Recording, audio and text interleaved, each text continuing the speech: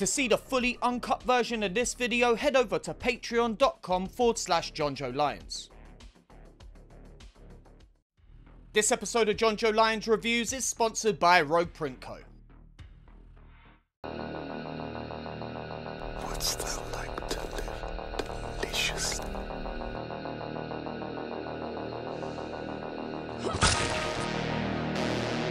Chaos reigns. Please don't scream. Now, Sid, don't you blame the movies. Movies don't create psychos. Movies make psychos more creative.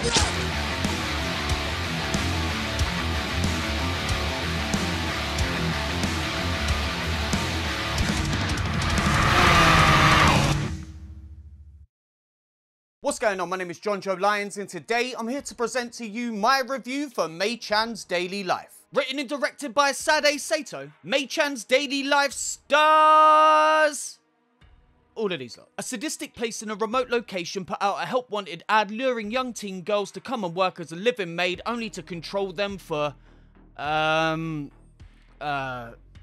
a lot of bad things. Mei-chan's Daily Life is another movie that I've had a lot of requests for over the last year or so. The way people have been talking about it has got me excited, as it promises to be an ultra-violent manga adaptation that pushes the boundaries of extreme cinema while also outdoing everything that I've covered up until this point. I had a quick look at the manga prior to recording, and Jesus Christ, our immortal main character goes through a lot in those books. So what better series to adapt than this one? And made with Wolverine powers that is repeatedly unalived in the most creative ways possible. Sounds pretty good to me. Also, please be warned, the opening scene of this film is pretty wild, and for the YouTube version at least you're gonna see a lot of Nick. Don't worry though, that won't be for the whole video. I'll try to get pretty creative with the censoring, but understand, I've got to keep the gore police at bay. To put in all this work and then have the video age restricted, basically condemning it to only a certain few people ever seeing it, is really heartbreaking, and I just can't go through it again. I really appreciate your understanding, and if you do want to see the fully uncut version, it's available now on Patreon for as little as $1 a month, which I think we can all agree is cool. Anyway, I'm on the edge of my seat to see what all the fuss is about, so let's not waste any more time. Get ready to see what happens when you don't have to worry about your victim dying and then deal with the hassle of having to go out and get another one. This is Mei-chan's Daily Life.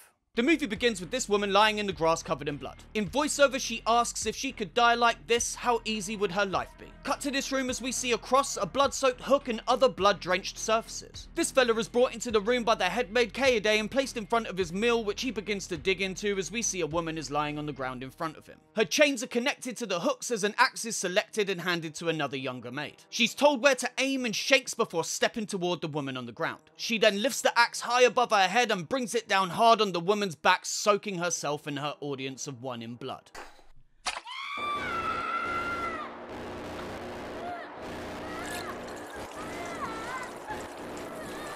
The maid drops the axe and stumbles backwards as the man in the wheelchair looks bored and disappointed. She tries to escape the room, but unfortunately the door is locked. She tells Kaede she can't do it, and the headmaid slaps her, calling her trouble. The camera then pans down as she cries and pisses herself.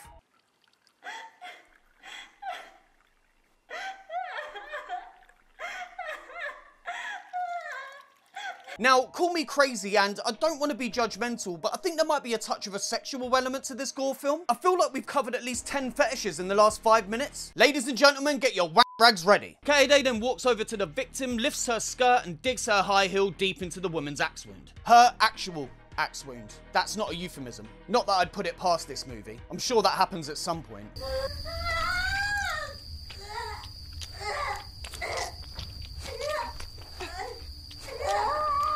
Cut to the young maid laughing as if she's losing her mind when Kaede takes the master's knife and puts it to her throat.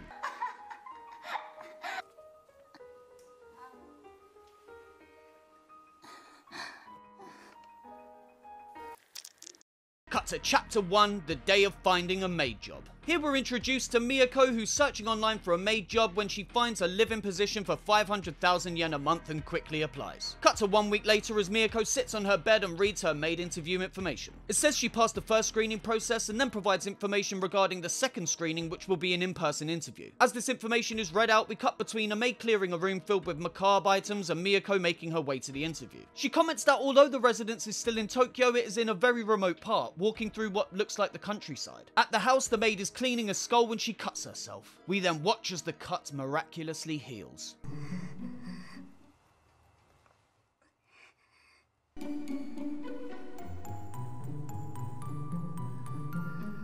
Cut to Miyako arriving at the house and then to chapter 2, physical examination for being a maid. Cut to Miyako now nude as she's meticulously checked over with a tape measure by the master. After a nod from the master, Kaede tells Miyako that she is hired. Cut to a title card that reads starting a new life as a maid and then to another maid folding sheets. Kaede then introduces Miyako to this maid, Mei-chan.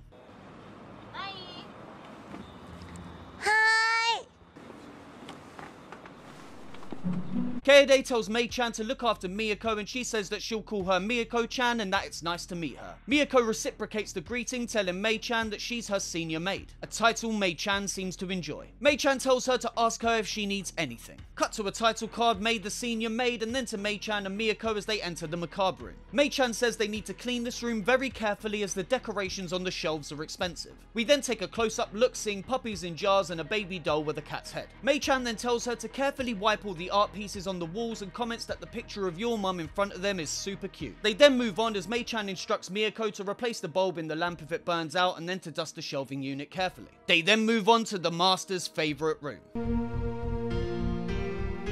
Oh, please, please God, let them use the chainsaw, let them use it for something terrible. Mei-chan tells her to watch her step and not to be lazy cleaning this room just because it's dark. She then shows her this contraption and tells her it's not a bench and not to sit there if she gets tired as Kaede would get angry. Cut to the title card, breakfast for maids, and then to the kitchen as the pair are joined by Kaede and the master. Mei-chan tells Miyako they must greet the master when he comes into the dining room and to watch her.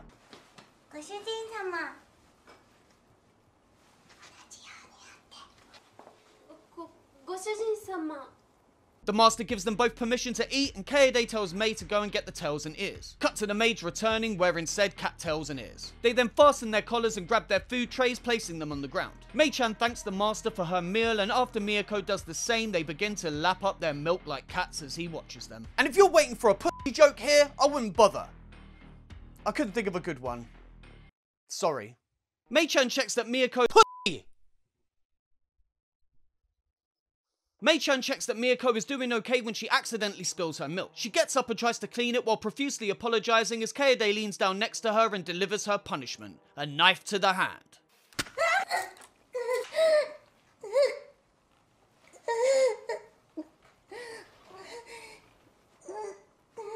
That's an interesting and creative camera angle the director picked for that shot, and spoilers, it won't be the last time you see it. I'm about to spill my milk. Kaede then pulls the blade out and stabs her again, this time in her pinky finger, which she then severs.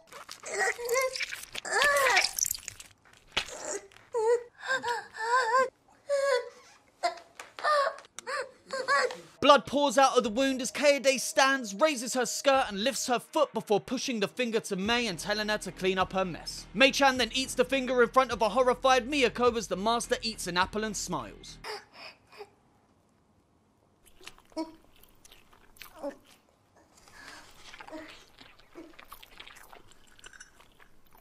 Ah, the eating of the apple, the universal cinematic signal that you are a c***.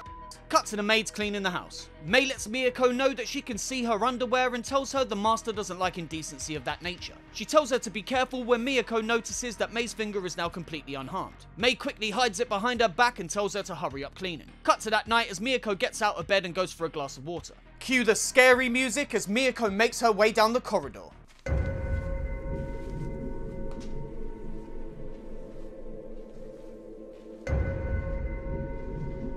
She hears Mei-chan asking Kaede to punish her and looks into the weapons room to see them with the master. Mei tells Kaede to eat whatever part of her that pleases her and she decides a delicious eyeball. Kaede then grabs a fork and extracts her prize.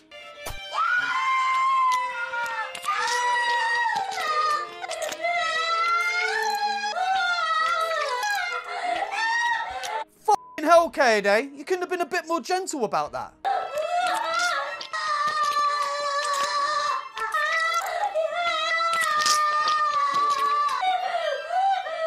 I mean, I'm sure there's no nice way to remove someone's eyeball with a fork, but still. Kaede then pops the eyeball in her mouth with the pupil facing out, creating quite a memorable image. I feel like I've seen a poster that has that image, but I can't for the life of me think what movie it is, so if you know, please let me know in the comments below. The winner gets 10 Jonjo points, whatever the fuck that means. Miyako hides when she's almost spotted, then pops her head back out to watch Kaede eat the eyeball.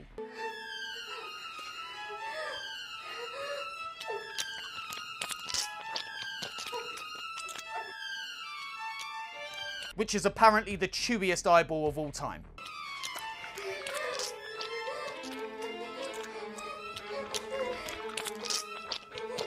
Miyako starts to clutch at her nethers as we cut to her back in bed. She comments on how dreadful this place is and tries to delude herself into thinking it's just a dream. She goes on to talk about how seeing Mei-chan get stabbed in the eye made her feel as her hands reach down and she begins to smush her sandwich. Cut to the title card Mei's Secret and then to Mei-chan standing naked in front of a mirror touching her eye patch. Miyako enters and asks what happened to her eye before admitting she saw what happened and thought it was a dream. Mei-chan says she's okay with it and takes off her eye patch to reveal a brand new eye growing inside. Miyako is shocked, but Mei-chan explains she has a special physical constitution where her body heals itself no matter how badly it's injured, and that's why she's kept here as the master's human toy. Miyako freaks out, grabbing Mei and asking if she can really heal from any wound, and Mei says yes, but if the damage is really serious, it doesn't heal too quickly. Mei-chan says that she's creepy and that's why she didn't want Miyako to know, but Miyako says she isn't creepy. She says at first she felt sorry for Mei as she watched Kaede hurt her, but that's not all.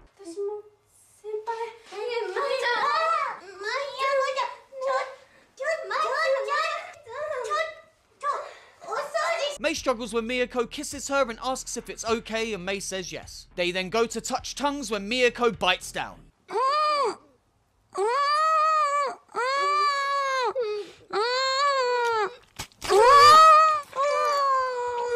Of all the places to injure her, Miyako, that's going to be a bit of an issue when you want her to go cheekbones deep into you. I know you're excited, but think ahead, Miyako. Think ahead. Miyako then tells Mei that when she sees her suffering, she finds her super cute. Mei says not you too and fights her off when Kaede suddenly appears in the room. She asks them what they're doing and reminds Mei she's supposed to go shopping before telling Miyako she has something to tell her. Cut to Mei leaving the house and walking through the countryside. She takes a break to eat and takes off her eye patch, revealing her eye is now completely healed. She goes to take a bite out of her wrap when blood pours out of her mouth.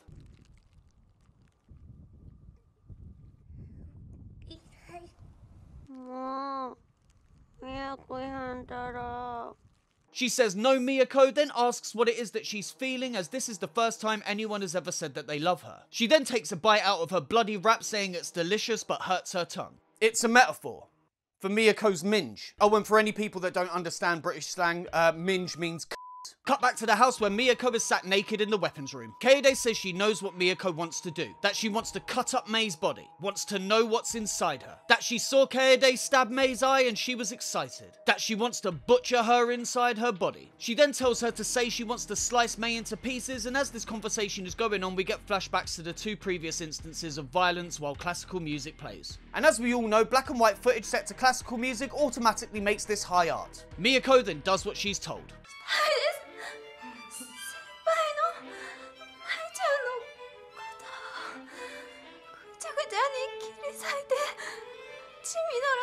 Kaede says of course you do and that she knew it when she interviewed Miyako. She then calls her a pervert and asks if she still wants to, and Miyako says yes. She wants to butcher Mei and stab her to pieces. Kaede then calls her a good girl and asks if she wants her to grant her wish and give her permission to butcher Mei any way she wants.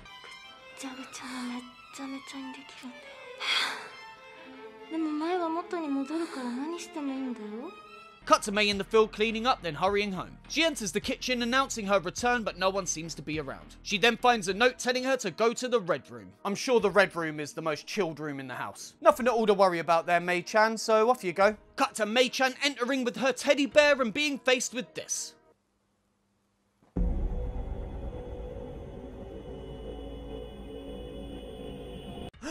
The chainsaw! The chainsaw's here! Oh, joy of joys, whatever did they plan to do with this wonderful implement of destruction? Whatever it is, I hope it's really f***ing awful! It is a bit of a shame, though. I was really starting to feel for Mei. She seems so nice. But it is what it is. Mei asks what's going on, and Kaede says that Miyako seems to have taken an interest in her body. She then asks Miyako what she wishes. To spoon? Yeah? It's to spoon, isn't it?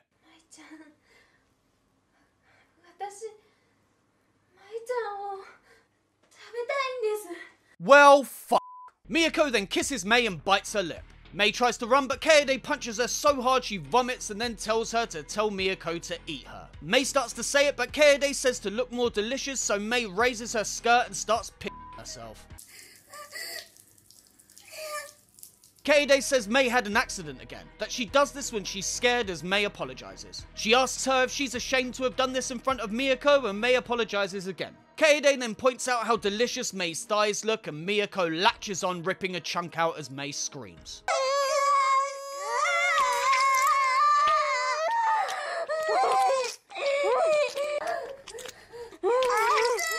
Kaede then cuts off Mei's clothes, giving Miyako better access to the flesh beneath. Kaede then tells Miyako to eat up and goes to hand her the knife before demonstrating herself.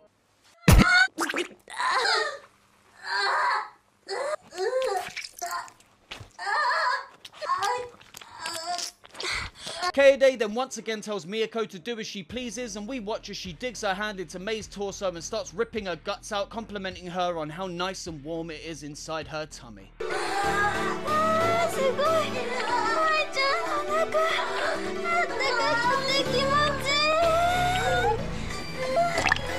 Mei screams, telling Miyako she's hurting her as Miyako begins to eat her guts.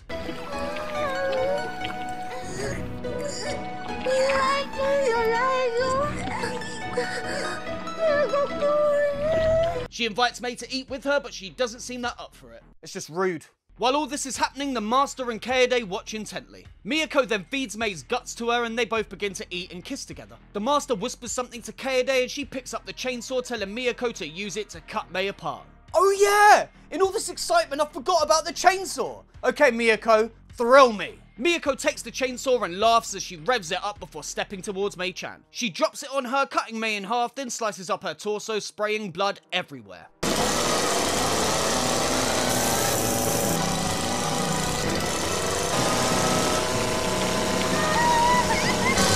Finally, she digs in deep and rips Mei's still beating heart out of her chest and shows it to her, which causes the Master to overload and orgasm himself unconscious. Mei's heartbeat then starts to slow as the two girls lie in all the guts and embrace. Cut to the aftermath as Kaede asks the Master if he's satisfied, and he says yes, she was the right choice. They leave and the camera pans over to the completely decimated body of Mei. Cut to the title card final chapter and then to Miyako and the almost fully healed Mei-chan. Miyako asks if her injuries are healing and she says they are. Miyako says she's glad, but Mei is so cute when she's injured. She then offers her some water and Mei apologizes for taking so long to heal. She says it must be hard doing all the cleaning herself, but Miyako says it's alright. She then tells Mei-chan to make sure she eats her meal today and tells her she loves her. She then starts fingering what's left of Mei's torso wound as Mei tells her it hurts. She pulls her bloody fingers out and shows them to Mei-chan, then pulls her in for a kiss.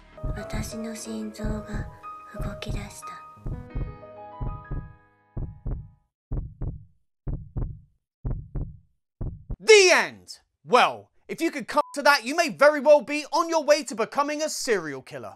I'm just gonna go ahead here and say, I think Mei-chan's daily life is a bit of a letdown. Considering the source material, I thought I was in for possibly one of the most fucked up ultra-violent movies I'd ever covered, but instead I get a film that's essentially a Mei-chan themed episode in the Guinea Pig series. Starting with the story, as far as I can tell, it seems to be original and not based off any part of the manga. It does lift Mei-chan and Kaede from the pages, but from the little that I read, there doesn't seem to be any sign of the Master or Miyako. What we're given here is a day in the life as the audience surrogate Miyako is introduced to the family and Mei-chan's powers. It would have been nicer if Miyako's descent into violent obsession wasn't so rushed, but that would have required a longer running time and more than 3 instances of violence across the entire movie. The reason we couldn't get those things is because of what is the biggest detriment to the film, its budget. Part of me wonders if they spent all the money getting the license to use Mei-chan's name, then had a minuscule amount left to actually make the movie. With a couple of $1 million pumped into this, I think it could have been something truly epic, but unfortunately, this is what we get and it's really not. Like I said earlier, if I didn't know this was based on a manga and it was just lumped in with the Guinea Pig series, I wouldn't have questioned it at all. There's also a weirdly sexual